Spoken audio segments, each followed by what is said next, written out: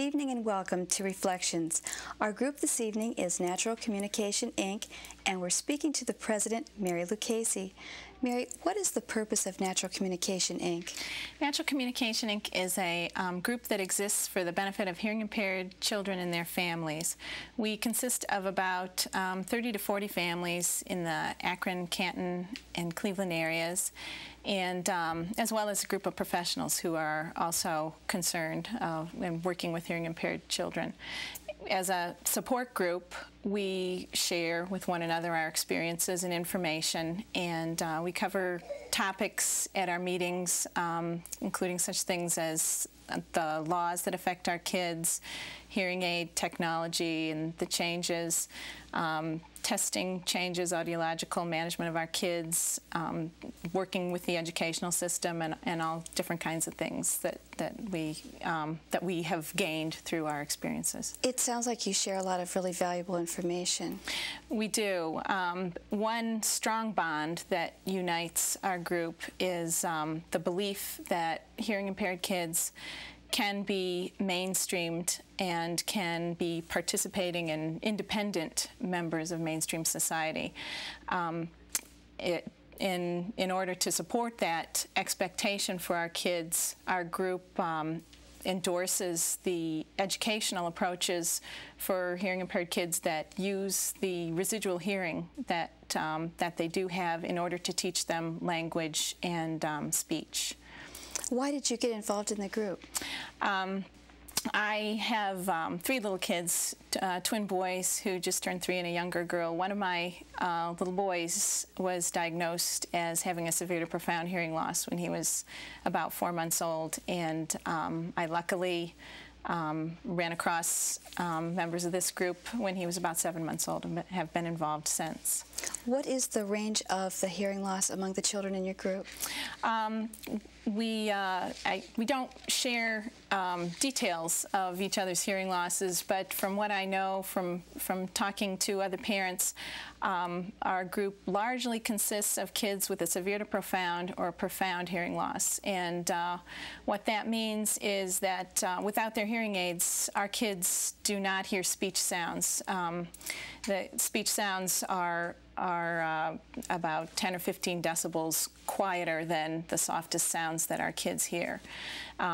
A couple of our kids, I think, do fall into the more of the moderate hearing loss range, but most of them are severe to profound or profound. But nearly all of the children that are hearing impaired do have residual hearing? Yes. Research shows, I believe, that about 95% of all people who are labeled deaf do have some residual hearing that can be utilized in order to gain the ability to hear and the ability to speak. Okay, what is the auditory verbal approach and how does it work? The auditory verbal approach is an educational approach to teaching these hearing impaired kids.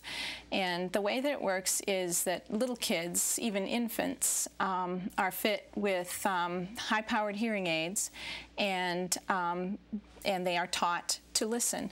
And the way that we do that is we work with them and repeat tirelessly words over and over again and associate those words with their meaning until a receptive language is built, a receptive understanding of language, I should say, is built. Then words are, after you repeat a sound 100 times, maybe a few months later you only have to repeat it 50 times, and years down the road, you know, they begin to pick up receptive language much more quickly. But they have learned to listen for the speech sounds and have learned to interpret those speech sounds even though what they hear may be vague. They also then learn to speak through the hearing that they have. In other words, they mimic the intonation and rhythm of speech as very young kids, and then later work on articulation. The auditory verbal approach it endorses the notion that a good voice is established first, and that rhythm and speech variations are understood and can be mimicked by the child before they start to work on speech sounds.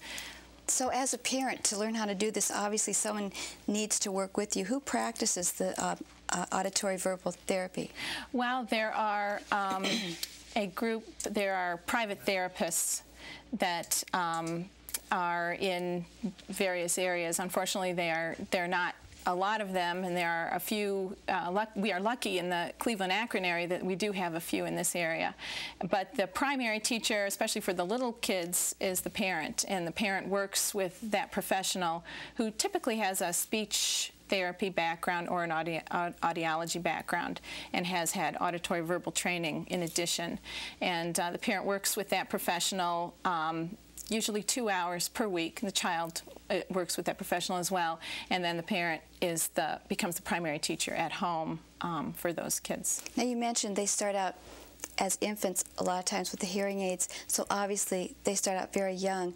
Are visual aids or anything included when you're trying to teach them? Well, we don't provide visual aids in terms of lip reading or any kind of manual input, but we do.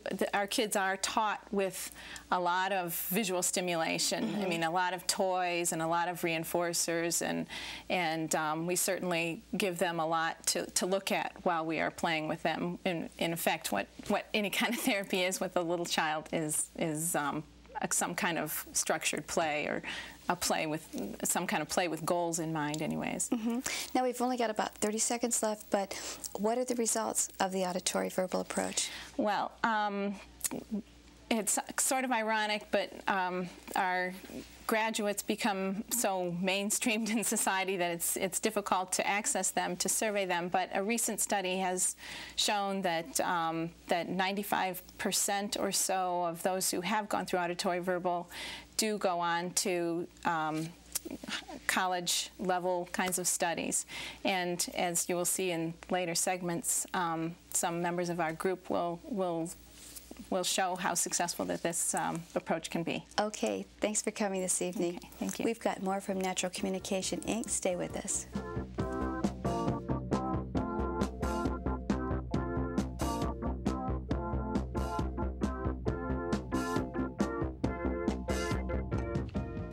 Our next guest is Linda Pesek and her son Christopher.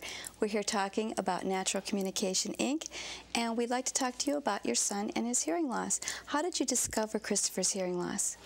At the age of 7 months, the nurse from Canton Montessori School noticed that Christopher was not turning to his name. That's Mommy on the TV. That's me. You can watch. Okay. There's Christopher, too. Okay. Now, hold on just a minute. I'll let you talk in a minute. At that time, she advised that we should see the pediatrician. The pediatrician sent us to Akron Children's Hospital, and there he was diagnosed as having a severe to profound hearing loss. The individual from Akron Children's Hospital could not tell us if he would ever speak or the extent of the hearing loss at the initial interview. So we were very upset and very concerned, and we needed information, and she gave us a pamphlet that talked about natural communication. And so that's how you found out about the group. Right. Natural Communication, Inc. The pamphlet had a list of telephone numbers to call. I called the woman, and it was one of the members, Debbie Lingle, and within 2 weeks she had a meeting set up.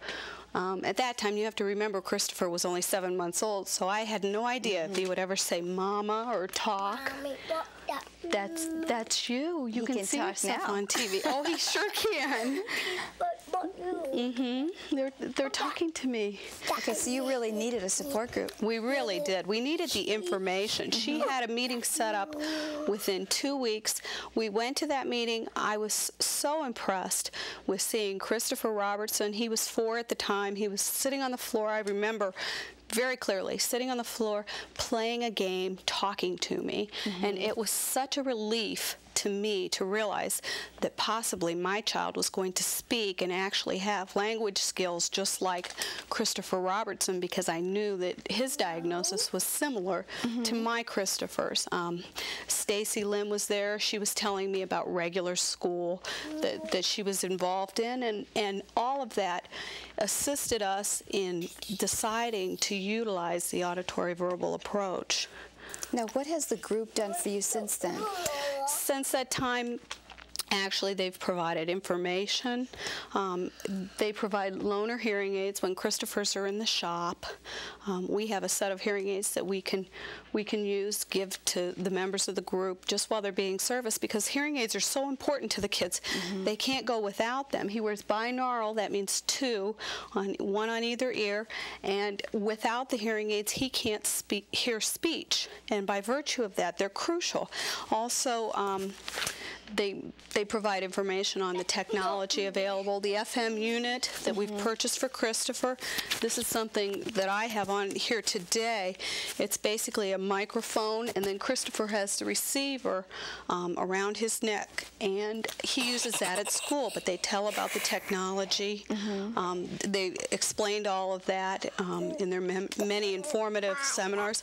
Plus, they have lots of parties that Christopher really enjoys going to see the other Christophers in the group. There are two others, and he likes playing with the other children. Now, at his age, what are you doing to ensure success in his life? Well, he's attending regular school at a private school, Westbrook Park Nursery School. He wears the FM unit, and we have him in therapy 1.5 hours per week. Chris, relax, honey. He goes to see a private therapist in Talmadge, Dr. Ray. She works with him. No. Dr. Ray, do you like Dr. Ray? Ray. You like Dr. Ray? Dr. Ray. You say Dr. Ray. Dr. Ray. Yes, Very you don't good. have to say it right into the microphone, honey. It can hear you. It can hear you very clearly. Is he used to speaking Dr. into Ray. with his FM unit? Exactly. Okay, now you brought this book. I know Christopher's been waiting for this moment. So Oh, absolutely. show us this book. Explain what it is. This is Christopher's experience book, and we've kept basically a journal since he was 7 months old of daily events and activities. And the point or purpose, what is that, Christopher? What is that? Can you show Susie what that is? It's very good. It says you're a huge success. That's right. And you are a success story. So what else is in your book, Christopher? What else is in your book? That's Okay, your turn book. some pages. Let's see Turn what's some in your pages, book. and let's show some pages for it. Okay. How about this, Christopher? No, I will want that. Oh, you want it. Okay. What have you got there? You have a fish there? No. Everybody can see, Chris. Now let's turn a page. Okay, so how do you decide what to put in the book? No. Basically, what we do is utilize his daily experiences to try and build his vocabulary. Part of it is let's say one day he's playing with his tractor or something like that.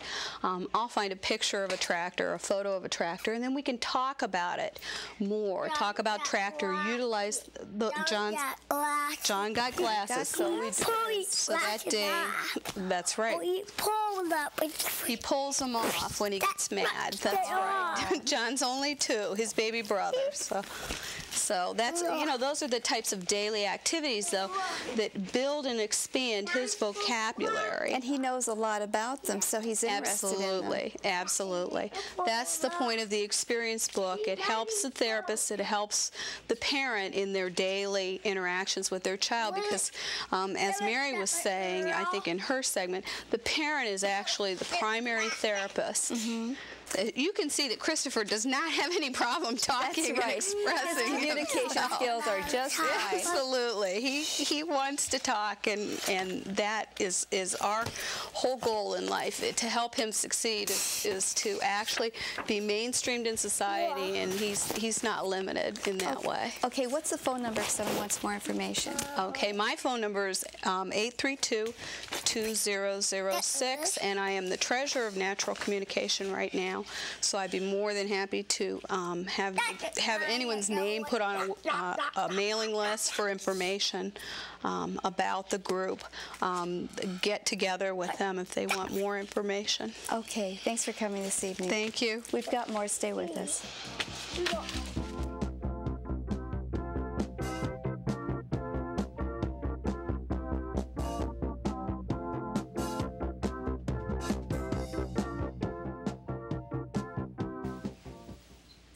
We're talking to the group Natural Communication, Inc., and we have two guests here, Vera Calcagno and Stacy Lim. Vera, could you please give us a little introduction of yourself? My name is Vera Calcagno. I'm 12 years old, and this fall I just started middle school. I was nervous at first, but now I'm used to it. I think it's better changing classes and having 4 different teachers. Okay. What's your favorite subject? What subjects do you like best? Well, I like science because my teacher is very nice, even though it's hard. The current chapter is about atoms. And my favorite teacher is my math teacher. She is very nice and takes the time to explain things, and she doesn't yell at the class. She's also my reading teacher. Mm-hmm. And she is a really good reading teacher too. And reading is probably my favorite subject because I'm good at it. And I also really like social studies too. It's very interesting to learn about geography and stuff. Mm-hmm. Okay. Are there any activities that you're interested in?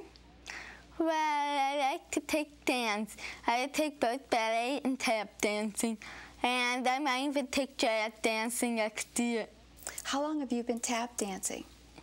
I just started this year. Is it fun? I've always wanted to tap dance. Yes, it is. Is it? Okay. Now, can you give me some reasons that you might want to go to Greenfield Village? Because it is old-fashioned. I like old-fashioned things, and that it's like America was 100 years ago. Okay. And what do you do in your spare time? I like to watch TV. My favorite shows are Saved by the Bell, Ghost of College, and The Simpsons because they're funny. Mm-hmm. And I also like to have fun with my friends. Today we had the day off from school, so I played with 3 friends. Well, that sounds like fun. Okay, let's talk to Stacy a little bit. Stacy, could you give us a little introduction of yourself? I'm a freshman in high school. I'm 14 years old, and I have an 8-year-old brother, Jonathan. And on the weekend, I love to go shopping. Okay, so do I. Okay, what's the difference between high school and middle school? In high school, we have more choices in the classes we can take, such as art, photography, and music. Another difference is that students at my school are more independent, and you can tell that by the way they dress and wear their hair. Some students will dye their hair black, except in the middle, so there's red hair in the middle and black on the side. Okay. Okay, I see in my notes that on occasion, in addition to your hearing aids, that you use the FM unit. Okay, would you explain how to use that? This is the receiver, which is what I wear, and the transmitter. My teacher was talking to the microphone, and the transmitter will send her voice to my receiver, so I hear her louder and clearer over the other people in my class. Mm-hmm. That probably helps separate that then, so you can hear a lot better. Okay, are you involved in extracurricular activities at school? In addition to school, I'm in student council, which in October raised over $400 for United Way. I'm also on Spectrum, the school's literary magazine, Students Against Drinking and Driving, and German Club. I was on Power of the Pen, a competitive, creative, impromptu writing team. So you sound like you're pretty busy. Yeah. Okay, and what do you do in your spare time, if you have any, after all those activities? When I'm done with my homework, I like to read all kinds of books.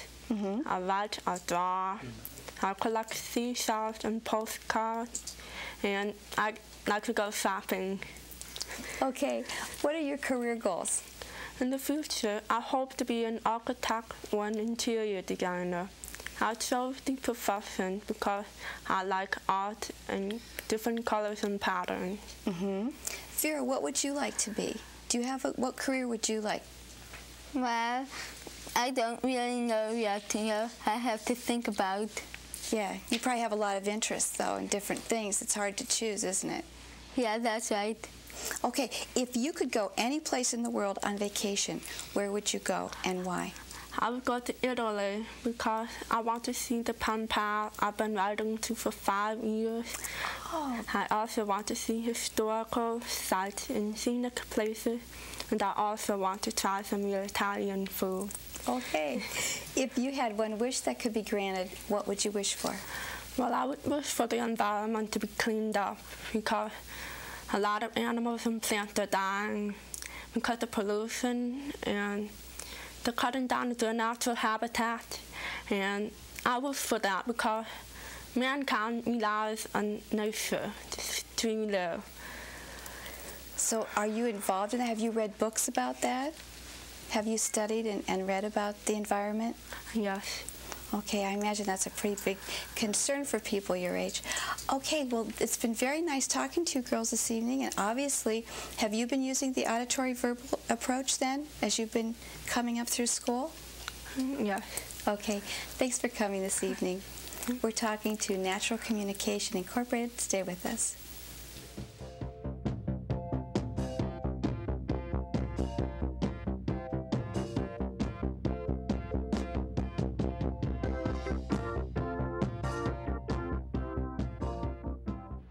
We're back talking to Mary Lucchese, who's the president of Natural Communication, Inc. Mary, what are the major activities for parents and professionals that are members of Natural Communication, Inc.? Our group hosts an activity every month, and we're trying a new format this year where we have a meeting one month, and then the following month we have a party, and so every month we alternate.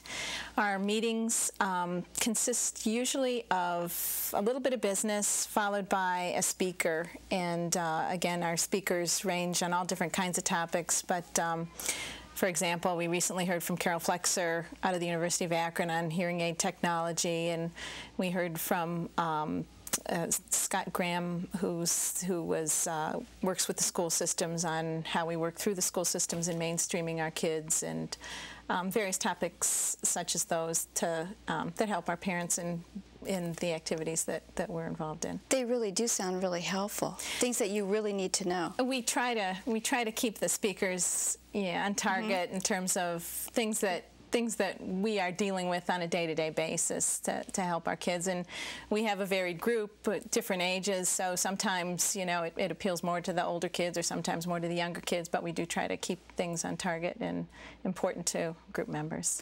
Do you host any kind of family activities?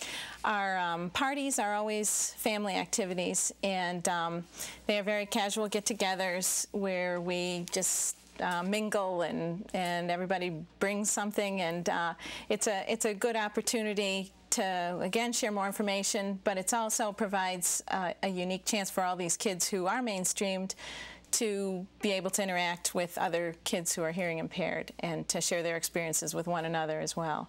So it's kind of fun, for my little boy who rarely sees another child with hearing aids. Oh, look, they're the same, And it provides a nice way for these kids to meet. Now, what plans do you have over the next 12 to 18 months? Well, our group has a few things going on. We are continuing to distribute a tape that was made about 2 years ago called I Can Hear, And that tape features some of the people that you just saw and talks again about the auditory verbal approach, and it explains in a little bit of detail, you know, how it works and that kind of thing. Where has the tape been distributed? Well, we distributed locally initially to all kinds of local hospitals, pediatricians, audiologists in the hospitals, and we have gotten requests from across the nation for the tape because of an ad that was, or an announcement, I guess I should say, that was put in the Oracle. And we've also had requests on an international basis, so it's kind of exciting for our group to be spreading the word in that way. When you made this tape, what was your target audience?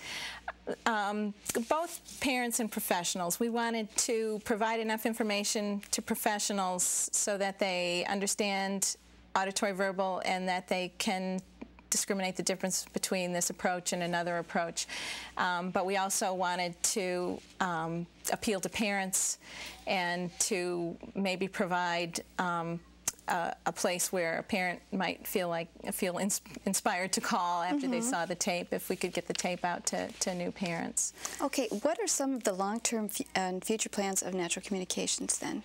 Well, in the if we can define long-term as 18 months, which isn't too far out, but we just learned that we're going to be able to host the Auditory Verbal International Conference, which is a 2.5-day conference that is given in North America, I think once a year, and that's real exciting for us because we'll be able to bring in a lot of professionals in the auditory verbal ranks who are well known in the field, and we'll be able to spread the word locally through that conference, and we're really looking forward to that. So the conference will be held here?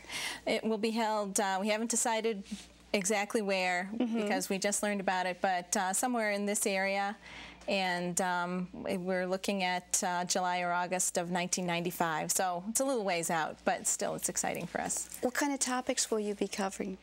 Well, I would imagine that we'll be talking a lot about the things that, again, that interest our parents the most, the mainstreaming in education, different ways of doing auditory therapy because different professionals have slightly different approaches. Sometimes we're able to get speakers, or sometimes previous conferences, I should say, have had speakers on actual physical nature of the hearing loss and how that works, which is always interesting, and also the emotional side, you know, the what we deal with emotionally as we learn about this, and how our families deal with it is also another topic. The other thing that we may be able to include is, we'll see how this plays out, but a short training program for professionals that would be geared for professionals in the speech therapy area, speech pathology area, that could attend that program to get a little bit of training on auditory verbal. We only have about 30 seconds left. We're not going to have time to talk about the establishment of your auditory verbal services that you hope to have, but if someone does want more information about what you're doing or how to get in touch with you, what phone numbers would they call? Well, I have two phone numbers here. The first one is 928-4361, and the second one is 832-2006, and in either of those you'll get plenty of information on this. Okay, thanks for coming this evening. We've been talking to Natural Communication, Inc. about the auditory verbal method of hearing. Thank you. Okay, this has been Reflections. Thanks for joining us.